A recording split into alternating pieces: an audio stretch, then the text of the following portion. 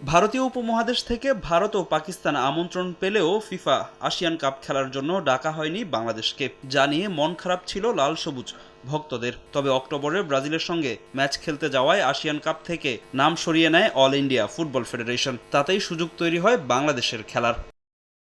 আনুষ্ঠানিকভাবে আসিয়ান কাপে খেলার জন্য বাংলাদেশ ফুটবল ফেডারেশনকে চিঠি দিয়েছে ফিফা, আর তাতেই জাতীয় দল ব্যবস্থাপনা কমিটির এক জরুরি বৈঠক ডাকেন সভাপতি তাবিত আউয়াল। আর সেখানেই আগামী ফিফা উইন্ডোতে আসিয়ান কাপ খেলার পক্ষেই সম্মতি দেয় জাতীয় দল ব্যবস্থাপনা কমিটির সদস্যরা। আর সবুজ সংকেত পেয়েই ফিফাকে নিজেদের হ্যাঁ সূচক উত্তর জানিয়ে দিয়েছে ফেডারেশন। এই টুর্নামেন্টে লড়তে মানসিকভাবে প্রস্তুত বাফুফে। ভারত উইথড্র করাটা ফ্যাক্টর না, ফ্যাক্টরটা হচ্ছে একটি খালি জায়গায় হয়েছে।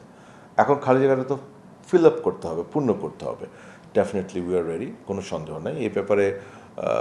টেকনিক্যাল টিম, কোচিং স্টাফ, সভাপতি, এভরিওয়ান ইজ একমত। তবে আসিয়ান কাপ খেলতে বাংলাদেশের পাশাপাশি এশিয়ার বিভিন্ন অঞ্চলের বেশ কয়েকটি দেশকে আমন্ত্রণ জানিয়েছে ফিফা। তাই সেখানে বাংলাদেশের খেলা না খেলার পুরোটাই নির্ভর করছে ফিফার উপর। তবে বসে নেই বাফুফে। সেপ্টেম্বর উইন্ডোর জন্য বিকল্প ভাবনাও ভেবে রেখেছে ফেডারেশন। সাফের আগে এটা একটা প্রস্তুতি উইন্ডো।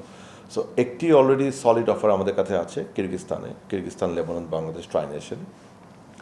আরেকটি অফার আমরা বাংলাদেশে করেছি, যেটা হচ্ছে বাংলাদেশ এবং মঙ্গোলিয়া, এবং থার্ড কান্ট্রি আরেকটা মোটামুটি চূড়ান্ত হয়ে গিয়েছে, স্ট্রঙ্গার দেন আস, মানে বাংলাদেশ থেকে র্যাঙ্কিংয়ের উপরে আরেকটি দল মোটামুটি কনফার্ম হয়ে গিয়েছে আমাদের আল্লাহর মতে।